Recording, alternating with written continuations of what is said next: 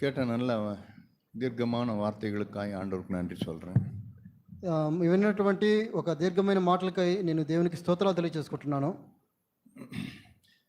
கர்த்தர் நல்லவர் என்பதை நான் ருசித்து பார்க்கணும். அதான் యెహోవా ఉత్తముడని నేను రుచించి చూడాలి. நான் நல்லவர் நான் ருசித்து பார்த்தேன்னா நான் அவரோடு கூட మణికణక நான் அவரோடு கூட நேரத்தை ஸ்பெண்ட் பண்ணிக்கிட்டே இருப்பேன். ఆయన ఉత్తముడని నేను రుచి చూచానంటే నేను నా సమయాన్ని గంటల కొలది ఆయనకి నేను వెచ్చించగలను. நீங்களே யோசித்து பாருங்க, ஒரு மனுஷன் நல்லவனா இந்த குடும்பம் நல்ல குடும்பம்னா அந்த குடும்பத்தில் மணிக்கணக்காக என் நேரத்தை நான் செலவிட்டு கொண்டே இருப்பேன். మీరే యోచించి చూడండి, ఆ యొక్క కుటుంబం ఒక మంచి కుటుంబంగానైతే ఆ యొక్క కుటుంబంతో గంటల కొలది మనము సహవాసం చేయడానికి ఇష్టపడతాం. அந்த குடும்பம் அது நல்ல குடும்பம் இல்லைங்க, அது கொஞ்சம் மோசமான குடும்பம் அப்படின்னா ஏதோ போகிற நேரத்தில் என்ன ஏதுன்னு கேட்டு நான் வந்துடுவேன். అయితే ఆ యొక్క కుటుంబం సరైన కుటుంబం ఒక చెడు కుటుంబంగా ఉంటే ఆ యొక్క కుటుంబంతో ఎక్కువగా మనం వెచ్చించం. ఏంది ఏమి అన్నట్టుగానే మాట్లాడతాం. தேவனுடைய ஆதி தீர்மானமே என்னன்னா, தேவ ஜனம் தன்னோடு கூட அவர் ஐக்கியப்படணும், இல்லை தன்னோடு கூட நேரத்தை செலவிடணும் அப்படின்றது ஆண்டவருடைய எண்ணம். దేవుని యొక్క ఆది సంకల్పం వచ్చి ఏంటంటే తనతో కూడా ఆయన సహవాసం చేయాలి, వారితో కూడా ఐక్యపడాలి అనేది. ஆண்டவர் நல்லவர் இல்லை அப்படின்றத நீ தெரிஞ்சுக்கிட்டா நான் தேவனோடு கூட நெருங்கவே மாட்டேன். దేవుడు ఉత్తముడు అని మనం ఎరగలేదంటే ఆయనతో ఎప్పటికీ మనం సహవాసం చేయలేం. இதுதான் சாத்தான் ஆரம்ப நாட்களிலிருந்து சொல்லி கொடுத்த ஒரு పాఠం. అవును, எல்லா జనங்களுக்கு మధ్యలో ఒక పాఠத்தை சொல்லி கொடுத்து ఇదే సాతానుడు ఆరంభ దినాల నుంచి ఇప్పటి వరకు చేస్తున్నటువంటి ఒక పాఠము. அதில் விழுந்து போனவங்க தான் ஆதாமும் யாவாளும். ఆ విధంగా పడిపోయిన వారే ఆదాము అవ్వలు. அவங்களுக்கு தெரியல தேவன் நல்லவர்ன்றது, அவங்களுக்கு தெரியல. అది వాళ్ళకి తెలియలేదు ఆదాము అవ్వలకి దేవుడు మంచివాడని.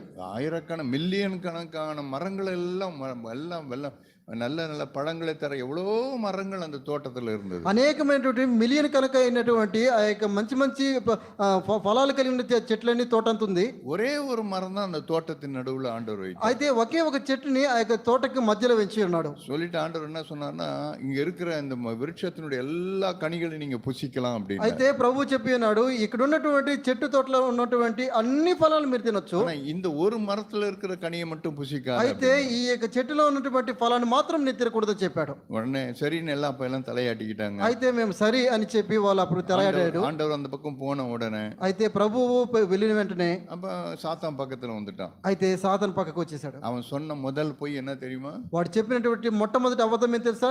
கர்த்தர் நல்லவர் இல்ல, ప్రభువు మంచివాడు కాదు. இப்போ நம்மகிட்ட எல்லார்ட்டையும் அப்படிதான் சொல்லிட்டே இருப்பான். ఇప్పుడు మన దగ్గర అనేక మంది దగ్గర ఇదే విధంగా చెప్తున్నాడు. ஆண்டவர் நல்லவர் இல்லப்பா, அவரு ప్రభువు మంచివాడు కాదు, அவரு போலீஸ்கார். அவரு ఆయన ఒక పోలీసులు అంటాడు. லட்டி எடுத்து முட்டிக்கு தட்டி விட்டுருவாரு. లాటి ఎత్తి మోకలు పాలు కొట్టేవాడు. அவர் ஆண்டவர் எப்படி காட்டி கொடுத்தானோ ஒரு போலீஸ்காரர். அவர் ప్రభువుని ఏ విధంగా చూపించాడంటే వాడు ఒక పోలీసు లాగా చూపించాడు. அவர் நல்லவரே கிடையாது, ఆయన మంచివాడే కాదు. அவங்க பாத்தியா, நல்லவரா இருந்தாருன்னா ஏன் ஒண்ணு அந்த இவ்வளோ எல்லா கனியும் புசிக்க சொன்னவர் ஏன் அதை ஏன் புசிக்க சொல்ல? ఒకవేళ మంచివాడైతే ఇన్ని చెట్లు తినమన్నాడు, ఈ చెట్లు ఎందుకు వద్దంటాడు? அவர் பொல்லாத మనిషి. ఆయన ఒక చెడ్డ వ్యక్తి. அவர் உன் நன்மையை விரும்பாதவர். ఆయన నీ యొక్క మంచిని కోరనివాడు. அதனாலதான் அவர் சொன்னார், நீ அந்த பழத்தை சாப்பிட்டீங்கன்னா நீ அவரை போல மாறிடுவன்ற பயம் அவருக்கு. అందుకని ఆయన ఏం చేశాడంటే ఆ ఫలాన్ని నువ్వు తిన్నావంటే ఆయన వల్ల మారుతావనే భయం ఆయనకి. அவர் எவ்வளவு பொல்லாதவர் உனக்கு தெரியுமா? ఆయన ఎంత చెడ్డవాడో నీకు తెలుసా? இப்படிதான் சாத்தான் பொய்ய சொல்லிக்கிட்டே. ఈ విధంగా సాతానుడు అబద్ధం చెప్పాడు. ஆனா எனக்கு நல்லா தெரியும். అయితే మనకు మంచిగా తెలుసు, எந்த ஒரு தகப்பனும் இப்ப இங்க இருக்கிறீங்க எல்லாரும் பிள்ளைகளை பெற்றெடுத்தே இருக்கிறீங்க நிறைய பேர். మీకు తెలుసు ఇక్కడ ఉన్నటువంటి ఎటువంటి తండ్రి అయినప్పటికీ మీరందరూ పిల్లలు కలిగి ఉన్నారు. இப்ப அவன் ஒரு சின்ன சுனில் பேருடைய சன் இங்க இருக்கிறான்.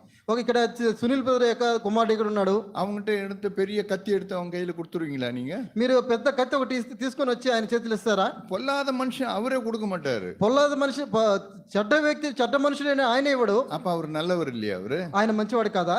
அவர் என் பையனுக்கு ஒரு கத்தியை கொடுத்தா என்ன?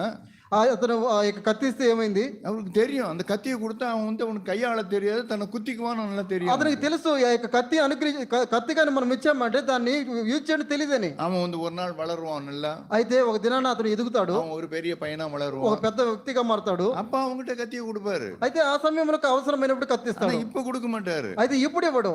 தேவன் அவர் நல்லவர். அவர் దేవుడు కూడా మంచివాడు. பொல்லாத தகப்பனே தன் பிள்ளைங்களுக்கு இப்படி இருக்கிறாருன்னு சொன்னா, చెడ్డవారని మీరే మీ పిల్లలకు ఆ విధంగా లేకపోతే தேவன் எவ்வளவு பெரியவரா இருப்பார். దేవుడు ఎంత గొప్పవాడై ఉన్నాడు. எனக்கு தேவன் ஒண்ணு கொடுக்கலன்னா அவர் வந்து அவனுக்கு கொடுக்குறாரு, எனக்கு கொடுக்க மாட்டேன்றாரு. దేవుడు మనకి ఇవ్వట్లేదంటే ఆయనకి ఇవ్వలేదు, ఆయనకి ఇచ్చాడు నాకు ఇవ్వట్లేదనా. எப்பவுமே சொல்றேன், இப்படி ஒப்பிட்டு ஒப்பிட்டு பார்க்கறாங்க பாருங்க, அவங்க தேவனை நல்லவர்னே பார்க்க மாட்டாங்க. మనం ఎప్పుడు చూడండి వీళ్ళిద్దరిని కానీ మనం చూస్తూ ఉన్నామంటే దేవుడు మంచివాడిని చూడలేం. ஆனா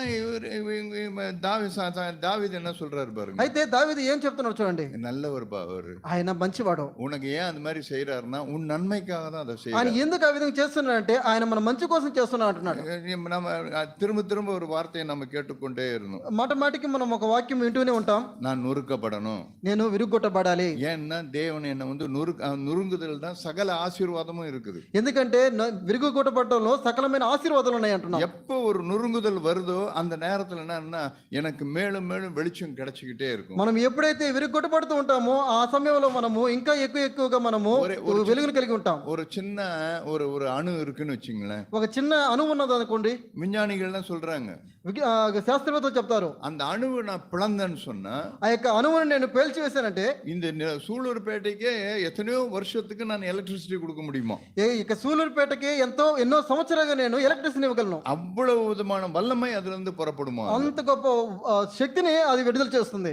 தேவன் ஏன் என்ன வந்து உடைக்கிறாரு? అయితే దేవుడు ఎందుకు మనల్ని విరుగొడుతున్నాడు? அவர் என் மேல எனக்கு அவர் கசப்பா அவருக்கு, ఆయనకి మన మీద ఏదైనా కోపమా, இல்லன்னா அவரு நான் வந்து ஏதோ இதாயிடுவேன்னு அவருக்கு பயமா அவருக்கு, ఆయన మన మీద అవుతామని ఆయనకైనా భయమా? இல்ல அவர் என்னோட நல்ல தகப்பன் அவரு, కాదు ఆయన మంచి ఒక తండ్రి. ఆయన என்னை காட்டிலும் என்னை விசுவாசிக்கிறவன் பெரிய கிரியைகளை செய்வான்னு சொன்னாரு. ఆయన అన్నాడు, నాకంటే నా ఎందుకు విశ్వసించేవాడు గొప్ప కార్యం చేస్తానన్నాడు. ஆண்டவருக்கு தெரியும் தன்னை காட்டிலும் பெரிய கிரியை அவனை செய்யணும்னு சொன்னா, ప్రభు చెప్పాడు నాకంటే గొప్ప క్రియలు చేస్తానని చెప్తే இந்த మనుషனை உடைச்சே తీరணும். అయితే ఈ యొక్క మనుషుడిని ఖచ్చితంగా విరగొట్టబడాలి. அதனால ஆண்டவர் அந்த கிரியை செய்தார். అందుకనే ప్రభు క్రియ చేస్తున్నాడు. யோவான் எழுதின சுவிசேஷம் 12ஆம் அதிகாரம், యోహాను సువార్త 12వ అధ్యాయము 12ஆம் அதிகாரத்துல 24வது வசனத்தை நான் வாசிக்கிறேன். 12వ అధ్యాయము 24వ వచనం మనం చదవబోతున్నాం. அதுக்கு முன்னே சில கிரேக்கர்கள் என்ன பண்றாங்க, இயேசுவை நான் பார்க்க வேண்டும் என்று அவங்க வராங்க. అయితే అంతకు ముందుగా కొంతమంది గ్రీసు దేశస్తులు ఏమంటున్నారంటే నేను యేసును చూడవాలని వచ్చారు. 21வது వசனம் பாருங்க, 21వ వచనం చూడండి. அவர்கள் கலிலேய நாட்டு பெதஸ்தா ஊரானாகிய பிலிப்பினிடத்தில் வந்து ஐயா இயேசுவை காண விரும்புகிறோம் என்று அவனை கேட்டுக்கொண்டார்கள். యోహాను సువార్త 12వ అధ్యాయం 21వ వచనము, వారు గలిలయలోని బెత్సయిదా వాడని ఫిలిప్పు వద్దకు వచ్చి అయ్యా మేము యేసును చూడగోరుచున్నామని అతనితో చెప్పగా, அவங்களாம் கிரேக்கர்கள், அவங்க వాళ్ళందరూ గ్రీసు దేశస్తులు. அந்த கிரேக்கர்கள் வந்து பெரிய ஞானிகள், அவங்கலாம் ఈ యొక్క గ్రీసు దేశస్తులు ఎంతో జ్ఞానవంతులు. அவன் வந்து இயேசுவை பார்க்கணும். అయితే వీళ్ళు యేసును చూడాలంటున్నారు. இதுல போய் என்ன இருக்கு, దీంట్లో ఏమున్నది? அவர் தான் பா இயேசு, ఇదిగో ఆయన యేసు, அவர் தான் பா இயேசு, ఇదిగో ఇక్కడ యేసు, பார்க்கணும் பாத்துக்க, ఇదో చూడాలంటే చూడు. அவரு ஆண்டவர் உடனே என்ன சொன்னார்னா, అయితే ప్రభు ఏమంటున్నట్టే நீ இயேசுவை பார்க்கணும்னு சொன்னா నీవు యేసును చూడాలి అంటే நீ உடைபடணும், నీవు విరుగొట్టబడాలి. நிறைய பேர் சொல்லுவாங்க நான் இயேசுவுக்கு கனவுல பார்த்தேன்னு சொல்லுவாங்க. చాలా మంది చెప్తుంటారు నేను యేసు క్రీస్తుని కలలో చూశాను. எங்க வீட்டுல வந்து இட்லி சாப்பிட்டாருன்னுவாங்க, మా ఇంటికి వచ్చి ఇడ్లీలు తిన్నాను అంటాడు, தோசை சாப்பிட்டாருன்னு சொல்லுவாங்க, దోశ తిన్నాను అంటాడు. இதெல்லாம் சும்மா, அதாவது மன பிரம்ம, இதெல்லாம் ఇదంతా మతి భ్రమించే విషయాలు ఇవన్నీ. இயேசுவை ஒரு மனுஷன் பார்க்கணும்னு சொன்னா, యేసును ఒక వ్యక్తి చూడాలి అంటే இந்த நாள்ல கேட்ட செய்தியை போல ఈ దినము మనము విన్న వాక్యమును బట్టి அந்த మనుஷன் உடைபடணும். ఆ యొక్క మనుషుడు విరుగొట్టబడాలి. உடைபடாம இயேசுவை தரிசிக்க முடியவே முடியாது. విరుగొట్టబడకుండా యేసును చూడలేవు నువ్వు. அதனாலதான் இயேசுவே அந்த வார்த்தையை சொல்லி கொடுத்தார். అందుకని యేసు ఈ యొక్క వాక్యం చెప్తున్నాడు.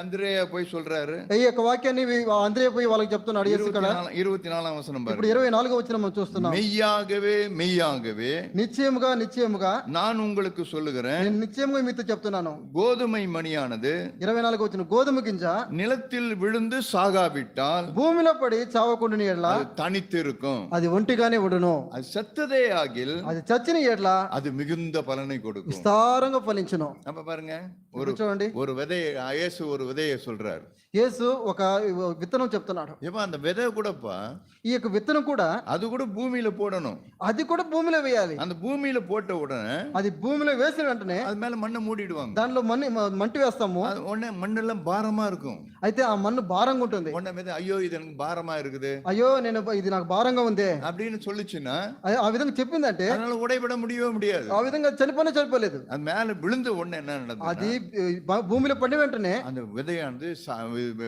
அந்த மேல இருக்கிற அந்த இது வந்து வெடிக்க ஆரம்பிக்கும். ఆ యొక్క పైన ఉన్నటువంటి పొట్టు పగలగొట్టబడుతుంది. அப்புறம் பாருங்க நல்ல ஒரு செடியா வருது, ఆ తర్వాత చూడండి ఒక మంచి చెట్టు బయటకు వస్తుంది, நல்ல விதை கொடுக்குது, మంచి ఒక విత్తనాలు நல்ல ఇస్తుంది, பழங்களை கொடுக்கு, మంచి ఫలాలు ఇస్తుంది, அநேக காரியங்களை செய்யும். అనేక కార్యములు జరుగుతున్నాయి. உடைபடுகிற மனுஷன் தான் கனி கொடுக்கிறவனா இருப்பான். పగలు విలుగొట్టబడిన మనుషులు మాత్రమే ఫలాలు ఇచ్చే మనుషులుగా ఉంటారు. உடைபடாத மனுஷர்கள்லாம் ஒண்ணுமே செய்ய முடியாது. విలుగొట్టబడిన వాడు ఎటువంటి కార్యం చేయలేడు.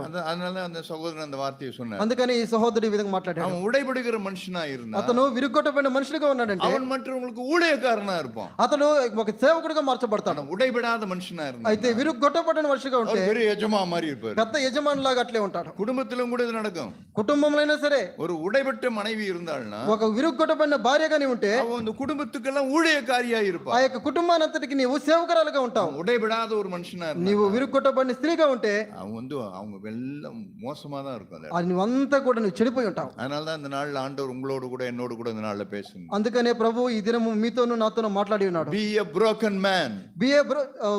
విరుగొట్టబడిన వాడిగా ఉండు. உடைபடு. విరగొట్టబడు. உன் வாழ்க்கையில் நீ உடைபட்டு பாரு. నీ యొక్క జీవితంలో నీ విరగొట్టబడు. உன் வாழ்க்கையில சூரியன் உதிக்க ஆரம்பிக்கும். నీ యొక్క జీవితంలో సూర్యుడు ఉదయిస్తాడు. வேதத்துல அது மாதிரி ஒரு வார்த்தை இருக்குது. దేవుని వాక్యంలో ఈ యొక్క వాక్యం ఉంది. அவன் வந்து யாக்கோபு என்ன பண்றான், வந்து அவன் சகோதரனை ஏமாத்திட்டு ஓடிடுவான் மாமனார் வீட்டுக்கு. యాకోబు ఏం చేస్తానంటే తన మామకి భయపడి బయట వెళ్తాడు. మామనార్ వీட்டுக்கு போன உடனே எனக்கு வேதம் என்ன எழுதிருக்குன்னா, அவன் போகும்போது ஒரு கல்லை வச்சு தூங்கிட்டு இருப்பான். అయితే తను పోతున్న సమయంలో ఒక చెట్టు కింద బండ మీద పడుకొని ఉంటాడు. வேதம் என்ன தெரியுமா சொல்லுது? దేవుని వాక్యం ఏం చెప్తుంది తెలుసా? அவன் வந்து சூரியன் அஸ்தமித்தது அப்படின்னு எழுதப்பட்டிருக்கு. అక్కడ సూర్యుడు అస్తమించాడని రాయబడింది. ஏன்னா உடைபடல. ఎందుకంటే విరగొట్టబడలేదు. எப்பெல்லாம் உங்க வாழ்க்கையில நீங்க உடைபடலையோ, ఎప్పుడైతే నువ్వు విరగొట్టబడలేదో நீங்க இருளுக்கு பங்குள்ளவர்களா இருப்பீங்க. నీవు చీకటితో నీవు సంబంధం కలిగి ఉంటావు. பாவம் உங்களை லேசா பிடிச்சுக்கிட்டே இருக்கும். పాపం నిన్ను ఏదో ఒక విధంగా నిన్ను పట్టుకుంటూనే ఉంటుంది. கோபம் உங்களை ஆளுகை செய்து கொண்டே இருக்கும். కోపం నిన్ను ఏలుబడి చేస్తూనే ఉంటుంది. மூர்க்கு உங்களுக்குள்ள வந்து கொண்டே இருக்கும். మూర్ఖత్వం అనేది నీ దగ్గర వస్తూనే ఉంటుంది. ஆனா உடைபட்ட மனுஷன் எப்படி? అయితే నువ్వు విరుగొట్ట మనుషుడు அவனுக்கு கோபம் அவ்வளவு சீக்கிரம் வரவே అతను అంత ఈజీగా కోపడ్డాడు. இவன் தலையை ஏமாத்திட்டு ஓடிட்டான் இவன். అయితే ఇతడు మోసం చేసి என்ன தெரியுமா எழுதி வச்சிருக்கு? దేవుని వాక్యం ఏమని రాయబడింది తెలుసా? சூரியன் அஸ்தமித்தது, సూర్యుడు అస్తమించాడు, இருளாயிடுச்சு, చీకటి పడిపోయింది. மாமனார் வீட்டுக்கு போறான். మామ ఇంటికి పోతున్నాడు. மாமனார் போட்டு நங்கு நங்குன்னு குத்துறாரு. మామ పోయి మాటికి కొడుతున్నాడు. அங்கிருந்து போய் வெளியே வரான். అక్కడి నుంచి మళ్ళీ బయటకు வெளியே வந்த உடனே அவன் வெளியே வந்து சொந்த இடத்துக்கு போறான். ఆ తర్వాత బయటకు వచ్చి మళ్ళీ సొంత దేశానికి పోతున్నాడు. அவன் அண்ணங்காரன் கேள்விப்பட்டான். వాళ్ళ అన్న వస్తున్నాడు విన్నాడు. அவன் అண்ணங்காரன் அவன் வந்து அடிக்கிறதுக்கு ஓடிடுறான். వాళ్ళ అన్న ఇప్పుడు వెంటాడి వస్తున్నట్టుగా తెలుసుకున్నాడు. ஆண்டவரோடு கூட தனித்து இருக்கிறான்.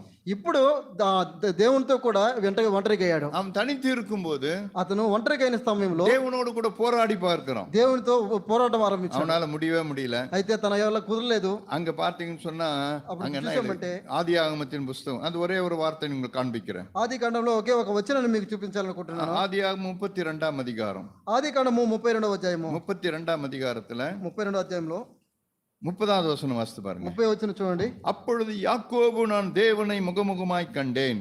అప్పుడు యాకోబు నేను ముఖాముఖిగా దేవుని చూచితిని, உயிர் தப்பி பிழைத்தேன் ఆయనను నా ప్రాణం దక్కినదని என்று சொல்லி ఆ స్థలమునకు చెప్పి அந்த ஸ்தலத்துக்கு பெனியேல் என்று பெயரிட்டான். ఆ స్థలమునకు పెనియేలు అని పేరు పెట్టాను. 31ஆம் வசனம் வாசித்து பாருங்க. 31 చూడండి. அவன் பெனியேலை கடந்து போகையில், అతను పెనియేలు నుండి సాగిపోయినప్పుడు, பெனியேலை கடந்து போகையில் என்னாச்சு? పెనియేలు సాగిపోయిన తర్వాత ఏమని రాయబడింది? சூரியன் உதயமாயிற்று. సూర్యుడు ఉదయించాడు. చూసారా?